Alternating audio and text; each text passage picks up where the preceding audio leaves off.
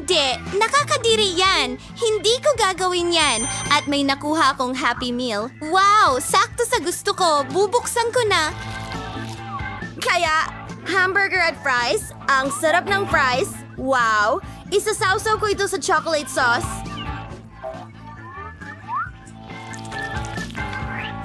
Masarap. Isasawsaw ko siguro ang buong pakete. Oo, French fries, tsokolate. Talagang masarap na kombinasyon. Ang galing. Wow, gusto ko rin yan. Ngayon ang hamburger, isawsaw natin ito sa chocolate fountain din. Sakto lang. Hamburger na may tsokolate.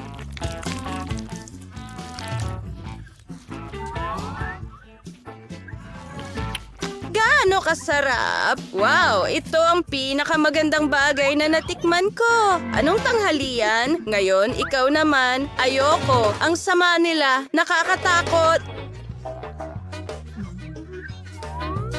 Sige, isawsaw natin ito sa chocolate fountain, pero sa tingin ko hindi ito magiging mas masarap. Oh, ang kadiri! Nakakadiri talaga. Bleg!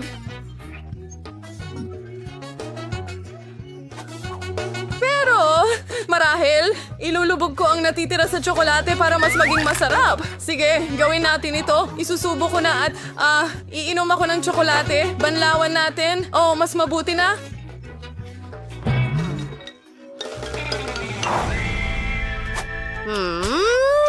Nauuna ako sa'yo. Hindi. Ako, tingnan natin. Mayroon akong mga lemon at mayroon akong ilang chupa chups. Ang sarap niyan.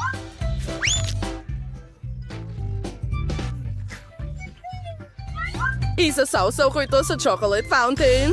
Chupa chups at tsokolate. Oh, ang ganda nito. Siyempre, may mga sprinkles din sa ibabaw. Mukhang masarap. Ang sarap nito.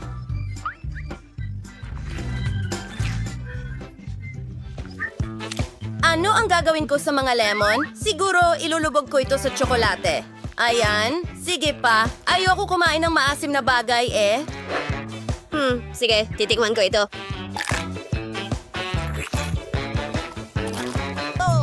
Ang asim, napakasama. Nakakatawa yan! Bakit ka tumatawa? Sa tsokolate, syempre, medyo mas okay pero sobrang asim pa rin. Ang huling lemon. Ang baho! Natapos ko na ang chupa chups ko. Ay, hindi. Buksan natin ito.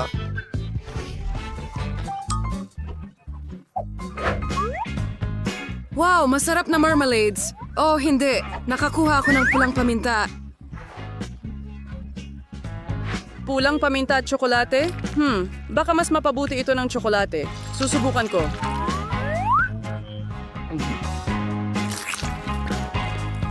Oh! Ang tindi ng anghang ng sili! Oh! Ang hindi kaaya-aya! Oh! Parang nasusunog ako! Kainin mo ang sili mo. Sige, isasawsaw ko ang lahat ng sili sa tsokolate ng sabay-sabay. Iyan na, isang mas makapal na layer. Sige, kailangan kong kainin lahat ito, pero napakagulo. Wow! Paano niya ginagawa yon? Kaunti na lang. Nasasunog ako! Kailangan kong uminom ng tubig. Bilisan mo! Oh, mas mabuti na. Magaling! Nagawa mo. Ngayon, ako naman, dahan-dahan kong kukunin gamit ang chopsticks. Ang sarap. Isawsaw natin sa tsokolate at kainin ng sabay. Wow! Ang tsokolate ay may kamanghamanghang lasa. Ibuhos natin ang tsokolate diretso sa plato. Mayroon akong marmalade pasta na may tsokolate. Ang sarap! Anong ganda! Napakasarap niyan! Kakainin ko ang buong plato. Ang sarap! At ngayon, didilaan ko ito. Anong ginagawa mo? Oops! Pasensya na. Tara na. Ano? Hintayin mo at bubuksan ko ang sayo. Ay, hindi! Isda ito! Mayroon akong hotdog at ikaw ay mayroong hindi masarap. Isang bangungot.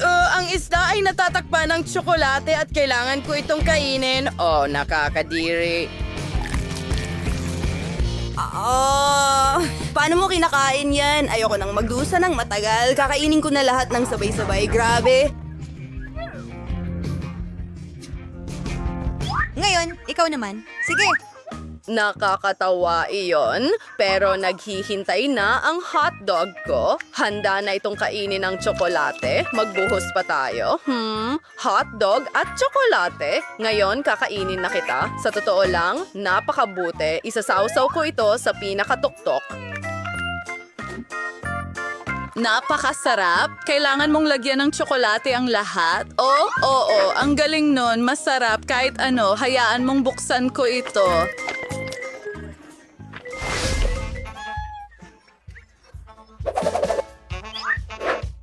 Sibuyas? Well, tingnan natin kung ano ang meron ako. Wow, isang buong bundok ng mga cupcake. Ang sarap, may cream. Wow, mukhang napaka-appetizing at ang lasa ay talagang kamangha-mangha. Pero hindi sapat ang isa. Dapat tayong kumain pa. Ididip ko ito sa tsokolate.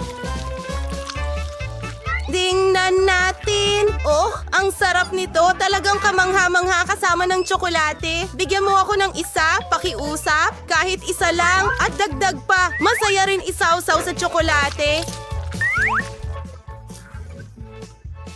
Napakasarap. Kakainin ko silang lahat. Ang galing. Sige na. Ngayon, ikaw naman. Oh, anong bango? Iniisip ko kung makakatulong ang tsokolate sa sibuyas na ito. Kaya ipapahid natin ito at ngayon ay ikukuskus. Mas mabuti na. Subukan natin. Payu? Oh, hindi nakatulong ang tsokolate? Hindi. Napakasama nito. Ang saya mo? Oh. Barb! Kakilakilabot! Kakilakilabot! Huwag mong gawin yan! Hura! May masarap ako. Ano ito? Ano itong tableta? Oh, kainin mo. Susubukan kong kunin ang talaban na ganito. Siguro mas masarap ito kasama ng tsokolate. Tingnan natin. Susubukan ko na ngayon. Unting lemon lang ay hindi makakasakit. Oh, sige, ang pangit na talaba. Isang ideya, punuin ko ito ng tsokolate. Baka mas masarap ito sa ganitong paraan. Subukan natin.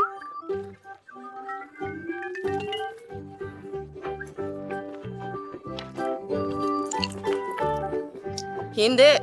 Pagkatapos ng lahat, ito ay talagang nakakadiri. Oh, kaya ilulubog ko itong mahiwagang matamis na wand sa tsokolate. Mas marami pa. Maglalagay din ako ng sprinkle sa ibabaw, makapal na layer. Wow! Ngayon, oras na para tikman. Wow, ang sarap nito. Marshmallows at chocolate na may sprinkles ang kailangan ko. Kainin natin lahat. Oh, gusto ko rin ito. Oh, ang sarap. Paano ko makukuha ang isang piraso?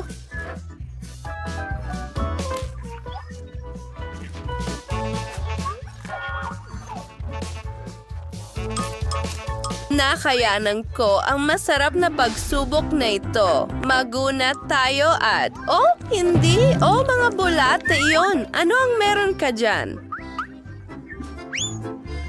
Oh, hindi. At meron akong masarap na cookies na may M&M's. Nakakatawa talaga. Ibuhos natin ang tsokolate at susubukan ko na ito ngayon. Saktong-sakto. Pahingi naman ng isa, please.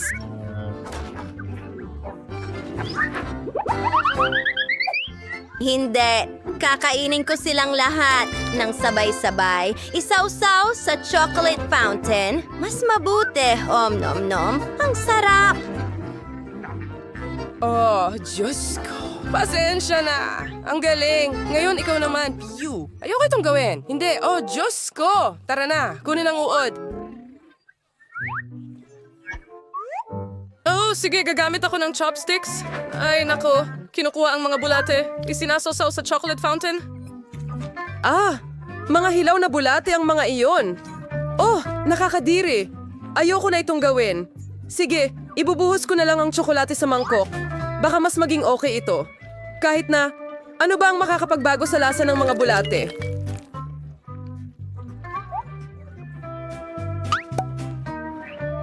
Diyos ko. Nakakadiri iyon. Hindi ko kayang panoorin. Oh, sa wakas. Nagawa ko. Nakakatakot yon. Ang baho. Nahanda na ang mga bayani para sa unang hamon. Kailangan kumain ni Brittany gamit ang tinidor. Yung mahalaga ay hindi siya makakuha ng sopas. May kutsara si Nancy. By the way, maaari rin itong gamitin bilang salamin. Well, itong cute na walrus ay si Anne at kailangan niyang kumain gamit ang chopsticks. Hindi na ako makapaghintay na malaman kung ano ang meron sa mga babae. Coca-Cola? Wow. Well, sino ba ang hindi gusto ng Coca-Cola? Pero may problema. Paano ito inumin gamit ang tinidor? May ideya ka ba, Brittany? Mag-ingat. Kaya mo bang ibuhos ang buong Coke? Oh, ang pag-inom ng Coke gamit ang tinidor ay hindi madaling gawain. Mukhang naipit ang daliri ni Brittany. Hindi mo magawa ito nang walang surong dito. Oo, alamin natin ito. Ay, hindi Sige na, kaya mo yan. Oh, malaya na ang daliri. Oh! Oh, sa tingin ko may natirang Coke sa daliri pero hindi ito ayon sa mga patakaran. Pasensya na, Brittany. Kailangan mong maghanap ng ibang paraan. Siyempre, hindi ka siya ang tinidor sa bote ng Coke, pero kung ibabaliktad mo ito, ibang usapan na. Oh, heto na, isang patak ng inuming gusto. Siyempre, matagal ang paraang ito, pero nagawa pa rin ni Brittany ang gawain. Ingat, Anne, hindi ligtas ang pagbukas ng bote ng Coke gamit ang mata. Ngayon, susubukan ni Anne na mag-enjoy ng Coke gamit ang kanyang chopsticks. Oo, yung sarap na ang pomerangs to ay hindi rin ang pinakamabilis, pero gumagana pa rin. Ang mahalaga ay tama ang pagkalkula ng trajectory. Gumana ito. Ngayon, ibuhos ang Coke ng ganito. Oh, ang sarap!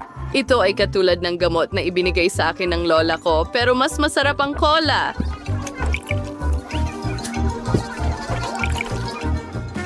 Hoy, iyon na ba lahat? Aba, natapos ko na ang unang gawain. Pasensya na mga babae, pero mas astig ang kutsara kaysa tinidor at chopsticks. Malinaw naman. Oh, halos gumana ito.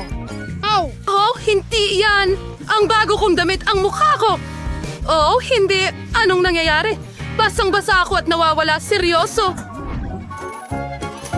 Sulit gamitin ang kaunting imahinasyon at kahit ang mga simpleng bagay tulad ng tinidor or kutsara or chopsticks ay maaaring gamitin para sa pinaka-hindi pangkaraniwang layunin. Ang galing ng drum solo mo, Anne, pero mukhang medyo na-distract tayo. Buksan na natin ang ating mga putahe. Wow! Ang sarap ng mga pansit at ang bango nito. O malamang naglalaway na ang mga babae ngayon. Nagawa ni Brittany na balutin ang lahat ng noodles mula sa pakete gamit ang tinidor. Ang laki ng bungkos ng noodles. Wow! Pero paano natin ito haharapin ngayon? Wow! Oo, walang hadlang sa pagitan ng taong gutom at masarap na pansit. Ang bilis na ubos ni Brittany ang isang buong bag ng pansit. Mag-ingat, medyo maanghang ang mga pansit na ito. Ha? Sa tulong ng aking chopsticks, madali kong mahahawakan ng mga noodles na ito. Ang sarap. Masarap. O maanghang pero gusto ko ito. Kaunti pa. Mukhang tapos na. Oh, ikaw na ngayon, Nancy. Oh, sige, subukan natin ngayon. Kumuha tayo ng ilang pansit. Sige, kaunting pansit lang. Ano ito? Seryoso? Wala akong swerte. Hindi. Oh, hindi.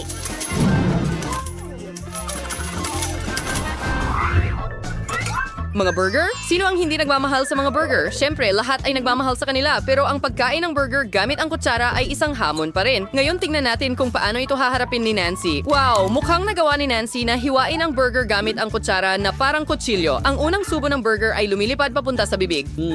Sarap? Magaling, Nancy. Sige, subukan natin. Magsimula tayo sa isang tinapay. Magaling! Ngayon, litsugas kamatis. Ang katas.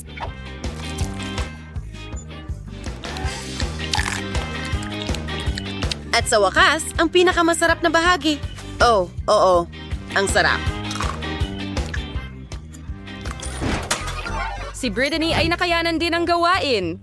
turno na ni Anne. Oo, hindi magandang kombinasyon ang chopsticks at burger. Habang ang ibang mga babae ay nag-e-enjoy sa kanilang mga burger, si Anne ay pilit na sinusubukan kahit isang piraso. Ay, hindi. Mukhang ang burger ni Anne ay, oo, nagkalat sa buong mesa. Pero baka mas madali ito para sa kanya.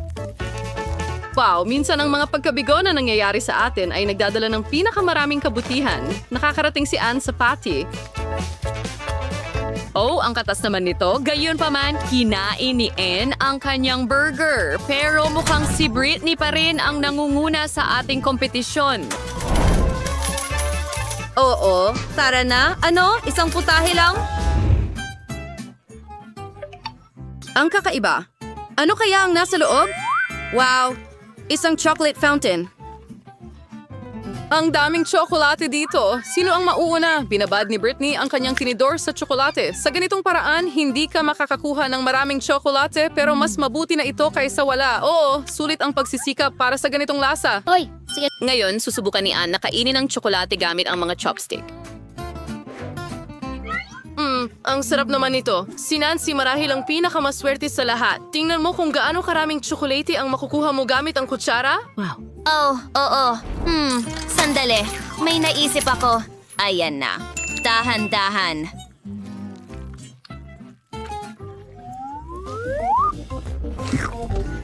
Kiro ay sa Wishir. Gumaaral tong invention na ito. Pasensya ng mga babae, pero sarado ang fountain para sa technical na gawain. Ito ay napaka... Maganda.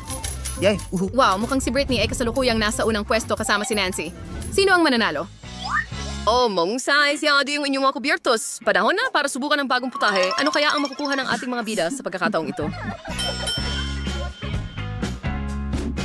Wow! Tingnan mo itong malaking plato ng Skittles. Mukhang handa na si Nancy na kumuha ng isang kutsara ng mga masarap na drizzis na ito. Oh, ang tamis! At ang daming lasa ang halo-halo sa bibig. Kinakain ni Nancy ang Skittles na parang cereal sa almusal. Sa tingin ko maraming tawang hindi tatanggi sa ganitong kasarap na almusal. Ang huling drizzy. Boom! Magaling na trabaho, Nancy. Oo, ang pagkain ng Skittles gamit ang kutsara ay hindi naman pinakamasamang option, hindi ba? Ngayon, tingnan natin kung paano haharapin ni Britney at ng kanyang tinidor. Oo, hindi mo makukuha ang kasing dami ng Skittles gamit ang tinidor kumpara sa kutsara. Pero mas mabuti na ito kaysa wala. Ayan na, unti-unti tinidor sa tinidor. Super, mahusay din si Britney sa kanyang gawain. Naiiwan na lang si Anne.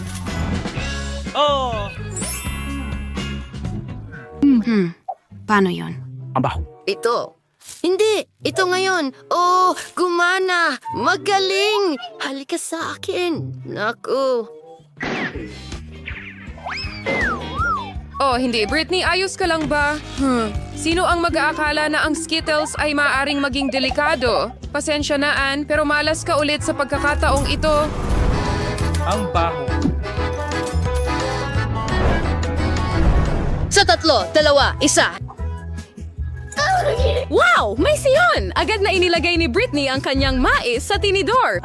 Panahon na para subukan ito. Oh, napakasarap. At kapag natikman mo na ang masarap na ito, minsan magiging napakahirap tumigil mamaya. Oh, ang mga babae ay maaari lamang mainggit. Ang pagkain ng mais gamit ang tinidor ay napakakumbinyente pala. Magaling na trabaho. Ngayon si Anne naman. Baka subukan mo ng ganito. Hindi. Mahirap ito. Sandali lang. May ideya. Ngayon ay mas naging maginhawa ang pagkain ng mais para kang kumakain ng barbecue at hindi nadudumihan ang iyong mga kamay. Super, ang galing mo, Anne. Iyon ay isang mahusay na life hack talaga. Talaga? Kumakain ng mais gamit ang kutsara?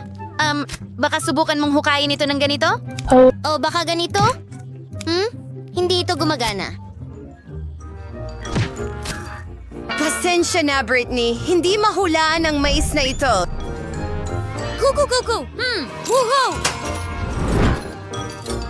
Handa na ang lahat. Tara na! Oh, tara na. Wow! Tingnan mo kung gaano karaming chips ang nandito. Mahilig ka ba sa chips? Ano ang paborito mong flavor ng chips? Iwanan ang iyong mga pagpipilian sa mga komento. O mukhang hindi pinakamadaling paraan ang pagkain ng chips gamit ang tinidor. Well, pwede mong kunin ang isang chip na ganito. Sige.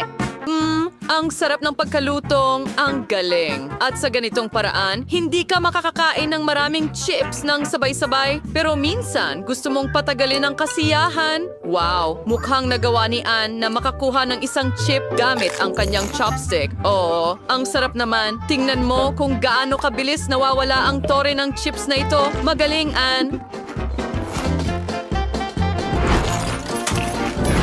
Ngayon, here's the wild Nancy. Oops, yung tore ni Nancy ay nagkalat sa buong mesa.